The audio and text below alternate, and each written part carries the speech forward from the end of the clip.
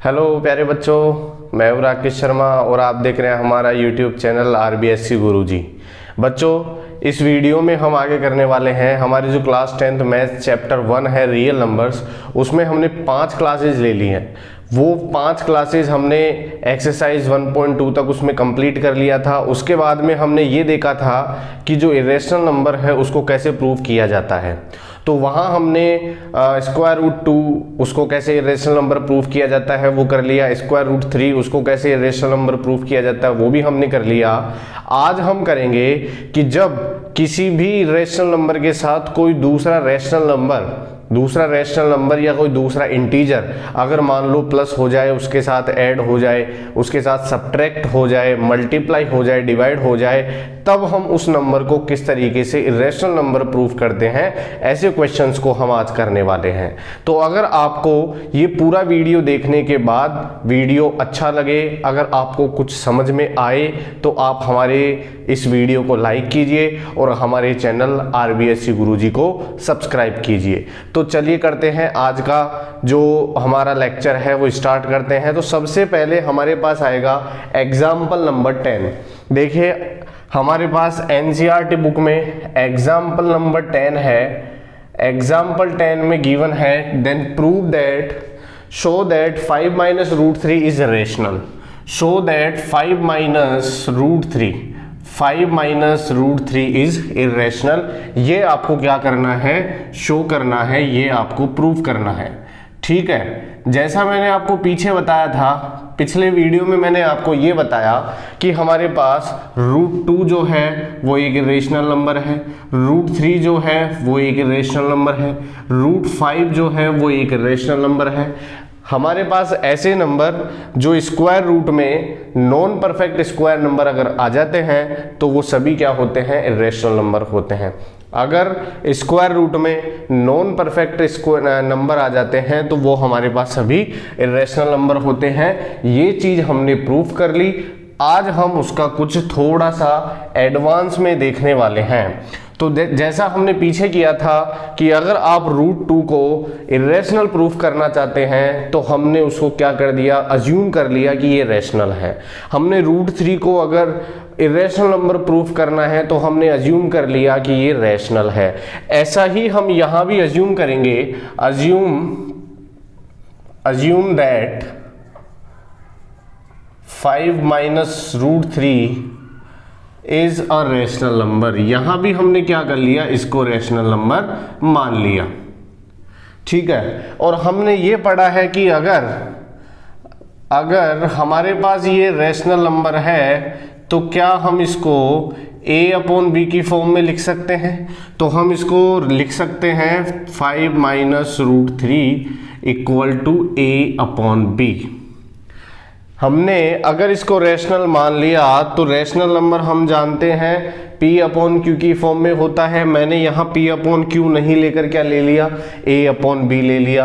अब देखिए ऐसे क्वेश्चंस में आपको करना कुछ नहीं है, ऐसे क्वेश्चंस में आपको करना कुछ नहीं है। केवल क्या करना है, ये जो रूट वाला नंबर है, स्क्वायर रूट वाला नंबर है, उसकी वैल्यू फाइंड करनी है। स्क्वायर रूट वाले वैल्यू क्वेश्चन की वैल्यू फाइंड करनी है। तो ध्यान से देखिए, यहाँ से हमारे पास रूट 3 की वैल्यू क्या होगी। रूट 3 यहाँ माइनस है, इधर जाके प्लस हो जाएगा, और A/B प्लस है, उधर जाके माइनस हो जाएगा। तो यहाँ आप देखेंगे 5 तो एज इट इज था, हम 5 को कहीं भी नहीं लेके गए, तो 5 यहाँ ऐसे के ऐसे है। A/B प्लस है तो इधर जाके हो गया माइनस, और रूट 3 माइनस था तो उधर जाके हो गया प्लस। अब देखें यहाँ रूट 3 की वैल्यू और हम क्या लिख सकते हैं, तो यहाँ आप जब इसमें B LCM ले लेंगे तो B इधर 5 से मल्टीप्लाई हो जाएगा, 5B एंड माइनस A हमारे पास एज इट इज रह जाएगा। तो ये रूट 3 की वैल्यू हमारे पास आ गई।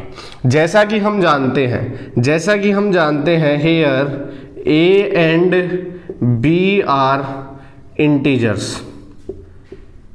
जैसा कि हम जानते हैं कि हमारे पास A और B क्या होते हैं, इंटीजर होते हैं। जैसा हम जानते हैं A और B क्या है, इंटीजर है। और अगर A और B इंटीजर है, अगर ए और बी इंटीजर है तो हमारे पास ये जो नंबर आया है ये नंबर क्या होना चाहिए, रैशनल होना चाहिए। ये नंबर क्या रहना चाहिए, रैशनल होना चाहिए। अगर ए और बी इंटीजर है तो ये नंबर क्या होगा, रैशनल होगा। तो यहां आप लिख सकते हैं so 5b minus A upon B is a rational.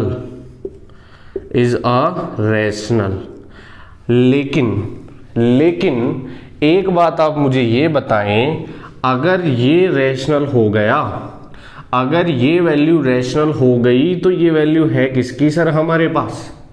अगर ये वैल्यू रैशनल हो गई तो ये वैल्यू है किसकी? ये √3 की वैल्यू है सर। किसकी वैल्यू है? √3 की वैल्यू है। अगर ये रैशनल हो गया तो ये √3 की वैल्यू है, और अगर ये रैशनल हो गया तो √3 भी क्या हो जाएगा, रैशनल हो जाएगा। अगर ये वैल्यू रैशनल हो गई तो √3 भी रैशनल हो जाएगा। मैंने क्या कहा, अगर a और b हमारे पास को प्राइम नंबर है, अगर a और b हमारे पास इंटीजर्स हैं तो ये वैल्यू रैशनल हो जाएगी, और ये वैल्यू √3 के इक्वल है, तो इसलिए √3 भी रैशनल होना चाहिए। लेकिन हमने पीछे जो थ्योरम की, थ्योरम 1.4 या 5 जो भी थी, थ्योरम 1.45 में हमने वहां साफ साफ प्रूफ किया था कि √3 रैशनल नहीं हो सकता, √3 रैशनल नहीं हो सकता। तो यहां हमारे पास √3 क्या होगा, इरैशनल होगा। ये तो हमने पहले ही प्रूफ कर दिया। तो यहां लिखें बट, तो यहां देखिए एक बार ध्यान से, अगर हमारे पास ये रैशनल है तो hence √3 is also rational, √3 is also rational. तो हमारे पास √3 भी रैशनल हो जाएगा। But it contradicts, contradiction means क्या होता है, कॉन्ट्राडिक्शन मीन्स क्या होता है, it contradicts that √3 is rational. मुझे एक बात ये बताएं, हमारे पास ये वर्ड आएगा कॉन्ट्राडिक्शन। कॉन्ट्राडिक्शन मीन्स होता है विरोधाभास। विरोधाभास मतलब कि कोई चीज हमें अगर दे रखी है लेकिन हम हमेशा उसका उल्टा माने, हम हमेशा उसका क्या माने, उल्टा माने। कि जैसे सर मेरे पास एक रैशनल नंबर आ गया, नहीं सर मैं तो इसको रैशनल मानूंगा, तो वो कॉन्ट्राडिक्शन हो गया। जैसे मेरे पास एक इरेशनल नंबर आ गया तो मैं उसको रैशनल नंबर मानूंगा, मैं उसका जस्ट अपोजिट मान रहा हूं, मैं उसका जस्ट उल्टा मानता हूं, इसलिए वो क्या हो जाएगा, कॉन्ट्राडिक्शन कहलाएगा। तो यहां हमारे पास हमने √3 पहले ही इरेशनल नंबर प्रूव कर दिया, तो यहां हमारे पास ये रैशनल हो ही नहीं सकता। और अगर ये रैशनल नहीं है तो यहां हमारे पास जो हमारा विचार था, हमारी जो सोच थी, वो क्या हो गई, उल्टी हो गई, वो अपोजिट हो गई। इसलिए यहां हमें क्या लिखना पड़ेगा, कॉन्ट्राडिक्ट्स लिखना पड़ेगा। तो यहां हमने लिखा but it contradicts that √3 is rational, कि हमने जो भी माना है वो √3 रैशनल नहीं हो सकता। ये हमने जो भी चीज मानी है वो क्या होगी, इरेशनल होगी। तो आप यहां लिखेंगे सो 5 माइनस √3 इज इरेशनल। अगर √3 रैशनल है तो 5 माइनस √3 भी क्या होगा, इरेशनल होगा। अगर √3 इरेशनल है तो 5 माइनस √3 भी क्या होगा, इरेशनल होगा। ये चीज़ आपको अगर समझ में आई तो एक बार आप इसको लिखें, और अगर नहीं आई तो वीडियो को वापस एक बार पीछे करें और फिर दोबारा उसको एक बार देखें। उम्मीद है ज़रूर समझ में आएगी। एक बार आप इसको लिख लें। चलिए आगे बढ़ते हैं। आगे हम करेंगे एग्जाम्पल नंबर 11। एग्जाम्पल 11 भी बहुत इजी है। अगर आपको ये एग्जाम्पल 10 समझ में आया तो आप एग्जाम्पल 11 को भी बहुत आसानी से कर सकते हैं। तो देखिए एग्जाम्पल 11 में हमारे पास क्या है, शो दैट 3√2 इज इरेशनल। आपको एग्जाम्पल 11 में क्या प्रूफ करना है कि 3√2 जो है वो एक इरेशनल नंबर है, ये आपको प्रूफ करना है। तो जैसा मैंने आपको कहा, जो भी नंबर आपको दे रखा है इरेशनल प्रूफ करने के लिए आप उसे हमेशा क्या माने, रैशनल मानेंगे। तो let 3√2 is rational, let 3√2 is rational, तो हमने इसको रैशनल मान लिया। तो मुझे एक चीज आप बताएं, तो हम इसको किस फॉर्म में लिख सकते हैं? हम इसको लिख सकते हैं a/b की फॉर्म में। हम इसको लिख सकते हैं 3√2 को a/b की फॉर्म में। किसकी फॉर्म में लिख सकते हैं? a/b की फॉर्म में। और आप यहाँ ये भी लिख सकते हैं where a and b are coprimes, और को प्राइम नंबर क्या होते हैं ये भी मैं आपको पहले बता चुका हूं पूरा डिटेल में। इसके बाद देखिए, यहां से मैंने जैसा आपको कहा कि अगर रूट वाले नंबर के साथ कोई प्लस माइनस में आ जाए तो आपको हमेशा रूट की वैल्यू फाइंड करनी है। तो आप यहां √2 की वैल्यू फाइंड करेंगे। तो ध्यान से देखिए आप, √2 इक्वल टू क्या हो जाएगा, ये 3 जो है इससे मल्टीप्लाई में इधर जाके क्या हो जाएगा, डिवाइड हो जाएगा। तो हम इसको लिख सकते हैं a/3b। इसको क्या लिखा जा सकता है, ये नीचे चला जाएगा, a/3b हो जाएगा। तो √2 की वैल्यू हमारे पास a/3b हो गई। तो एक चीज मुझे यहां ये बताएं कि अगर a और b को प्राइम है और को प्राइम नंबर हमेशा इंटीजर होते हैं, a and b are integers. अगर हमारे पास a और b इंटीजर है तो मुझे एक बात ये बताएं कि ये जो a/3b है वो हमारे पास रैशनल होगा क्या? वो हमारे पास क्या होगा, रैशनल नंबर होगा। क्योंकि हम इसमें a और b की कोई भी वैल्यू अगर पुट करते हैं तो वो a/b की p/q की फॉर्म में रिप्रेजेंट हो सकती है। इसलिए हम उसको क्या कहेंगे, रैशनल नंबर कहेंगे। इसलिए हम उसको क्या कहेंगे, रैशनल नंबर कहेंगे। मैंने क्या कहा, वापस सुने। अगर आप a एंड b की कोई भी इंटीजर वैल्यू पुट करते हैं तो ये जो भी वैल्यू आएगी वो p/q की फॉर्म में होगी। किस फॉर्म में होगी, p/q की फॉर्म में होगी। और अगर हमारे पास ये p/q की फॉर्म में है तो हम उसको क्या बोल सकते हैं, रैशनल बोल सकते हैं। क्या बोल सकते हैं, रैशनल बोल सकते हैं। बट वी नो दैट, लेकिन हम जानते हैं, अगर ध्यान से सुनना, अगर हमारे पास ये रैशनल हो गया तो क्या √2 भी रैशनल होगा? तो आप कहेंगे हाँ सर रैशनल होगा। क्यों? क्योंकि √2 के इक्वल ही तो हमारे पास ये वैल्यू है। अगर ये रैशनल होगा तो √2 भी रैशनल होगा। बट हम जानते हैं √2 इज इरेशनल। हमने पीछे प्रूफ किया था, पिछले वीडियो में पीछे हमारे पास थ्योरम थी कि हमारे पास √2 क्या होता है, इरेशनल होता है। इसका क्या मतलब हुआ सर? इसका मतलब ये हुआ कि आपने जो a/3b को रैशनल माना है वो गलत है। अगर आपने a/3b को रैशनल मान लिया, रैशनल अज्यूम किया, तो वो गलत है। क्यों है गलत? क्योंकि √2 तो हमने पहले ही प्रूफ कर दिया वो इरेशनल है। और अगर √2 इरेशनल है तो इसकी कोई भी वैल्यू हमारे पास होगी वो हमेशा क्या रहेगी, इरेशनल होगी। तो आपने लिखा but we know that √2 is irrational, so it contradicts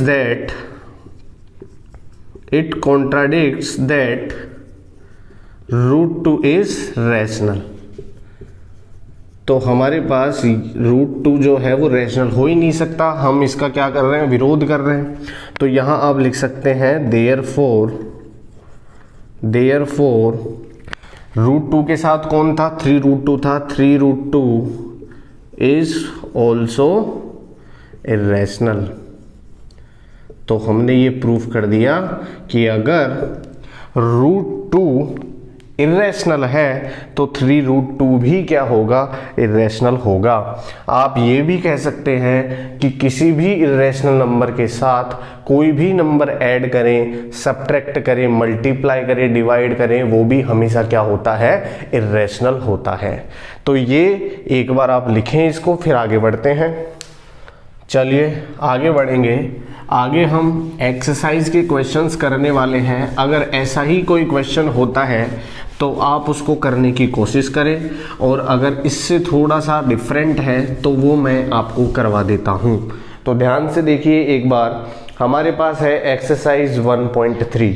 यहाँ फर्स्ट क्वेश्चन हमारे पास है प्रूव दैट √5 इज इर्रेशनल। ये आप एग्जाम्पल 8 के जैसे, 9 के जैसे कर सकते हैं, जहां हमने √2 को इर्रेशनल प्रूफ किया था, जहां हमने √3 को इर्रेशनल प्रूफ किया था, वो आप सेम हमारे पास एज इट इज वैसे ही होगा।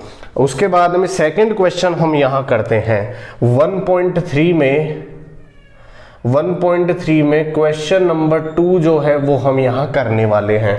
ध्यान से देखिए, लिखा हुआ है प्रूव दैट 3 + 2√5 इज इर्रेशनल। यहां हमारे पास है नंबर 3 + 2√5। तो जैसा कि मैंने कहा है, जो भी आपको इर्रेशनल नंबर प्रूफ करने के लिए दे रखा है उसको आप रैशनल माने।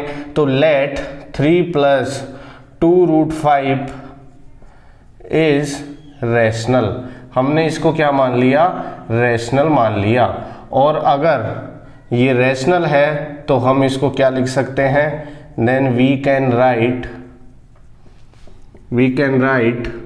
3 + 2√5 = A/B।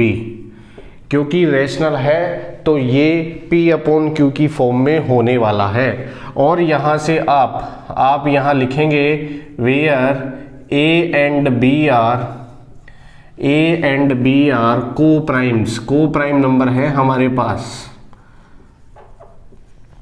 तो ध्यान से, मैंने आपको एक चीज पहले ये बताई, एक बार ध्यान से उसको सुने, कि अगर आपको ये नंबर इर्रेशनल फाइंड करना है तो आप पहले यहाँ से √5 की वैल्यू फाइंड करेंगे। तो ध्यान से देखिए, √5 की वैल्यू फाइंड करने के लिए क्या होगा, √5 की वैल्यू फाइंड करने के लिए क्या होगा, सबसे पहले प्लस में है जो 3 प्लस में है वो उधर जाके हो जाएगा माइनस। चलिए मैं 2 को पहले इधर ही लिख लेता हूँ। पहले 3 प्लस है उधर जाके माइनस हो जाएगा। इसका अगर हम एलसीएम ले लेते हैं, अगर हम इसका एलसीएम ले लेते हैं तो एलसीएम B होगा, और ये A माइनस इधर मल्टीप्लाई करेंगे तो 3B हो जाएगा। और ध्यान से देखिए, ये 2 मल्टीप्लाई में है तो इधर जाके B से क्या हो जाएगा, डिवाइड में चला जाएगा, मतलब ये 2 नीचे चला जाएगा B के साथ। तो यहाँ से √5 की वैल्यू हमारे पास ये हो गई। अब मैंने जैसा कहा कि A और B की आप यहाँ कोई भी वैल्यू पुट करेंगे तो वो P/Q की फॉर्म में आएगी। और अगर A B की कोई भी वैल्यू पुट करने पर P/Q की फॉर्म में अगर आता है तो वो कौन सा नंबर होता है, रैशनल नंबर होता है। अगर A और B की कोई भी वैल्यू पुट करने पर वो हमारे पास P/Q की फॉर्म में होगा तो हम उसको क्या बोलेंगे, रैशनल नंबर बोलेंगे। लेकिन जैसा हम जानते हैं कि √5 जो है, √5 जो है, कभी भी रैशनल नहीं हो सकता, क्योंकि हमने पहले ही प्रूफ कर रखा है कि रूट के अंदर अगर, स्क्वायर रूट के अंदर अगर नॉन परफेक्ट नंबर आ जाए तो वो रैशनल नहीं हो सकते। तो यहाँ हमारे पास √5 एक रैशनल नंबर नहीं है। ये रैशनल नंबर हो सकता है because A and B are co-primes, because A and B are integers, but √5 cannot be rational। √5 कभी भी रैशनल नहीं हो सकता, क्योंकि हमने इसको पहले ही प्रूफ कर दिया। तो यहाँ आप देखेंगे, so A - 3B/2B is also rational, but we know that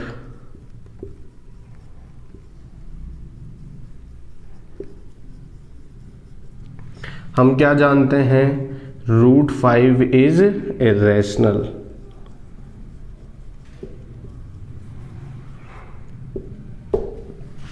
so it contradicts that, कि हमने जो चीज़ मानी थी,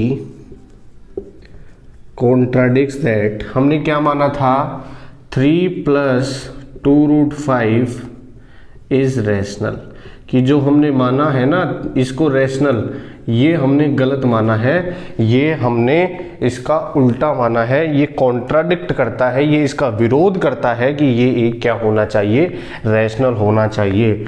देयरफॉर 3 + 2√5 इज इर्रेशनल, तो हमारे पास ये क्या हो जाएगा, इर्रेशनल हो जाएगा। वापस एक बार ध्यान से सुने मेरी बात, मैंने आपको ये कहा कि किसी भी इर्रेशनल नंबर के साथ कोई भी दूसरा नंबर ऐड हो जाए, मल्टीप्लाई हो जाए, सब्ट्रैक्ट हो जाए, तो भी वो इर्रेशनल ही होता है। तो यहाँ भी हमारे पास ये क्या रहेगा, इर्रेशनल ही रहेगा। ठीक है, एक बार अगर आपको ये समझ में आया तो इसको लिख लें। चलिए आगे बढ़ते हैं। अब हम करेंगे क्वेश्चन नंबर 3 ऑफ एक्सरसाइज 1.3। तो देखिए हमारे पास क्वेश्चन नंबर 3 में 3 क्वेश्चंस गिवन हैं। यहाँ सबसे पहले हम फर्स्ट क्वेश्चन की बात करते हैं। थर्ड में जो हमारे पास फर्स्ट क्वेश्चन है 1/√2, इसको हमें इर्रेशनल प्रूफ करना है। तो जैसा मैंने कहा, आप सबसे पहले 1/√2 को रैशनल मानेंगे, तो हमने इसको रैशनल मान लिया। और अगर हमारे पास ये रैशनल है तो हम क्या लिख सकते हैं बच्चों, इसको हम लिख सकते हैं 1/√2 जो होगा वो a/b के इक्वल होगा, ये लिख सकते हैं हम। उसके बाद में मुझे एक बात ये बताएं कि अगर √2 की वैल्यू मुझे फाइंड करनी है यहाँ से, तो दोनों तरफ रेसिप्रोकल अगर हम कर दें तो ये ऊपर चला जाएगा, ये भी रेसिप्रोकल होगी, b/a हो जाएंगे।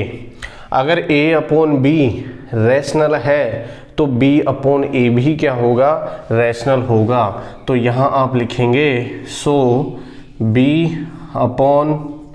यहाँ लिखेंगे हम here b/a is rational,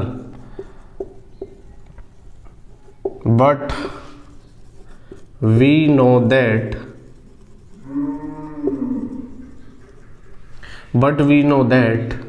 √2 is irrational। हम जानते हैं √2 क्या होता है, इर्रेशनल होता है। ठीक है, सो इट कॉन्ट्राडिक्ट्स दैट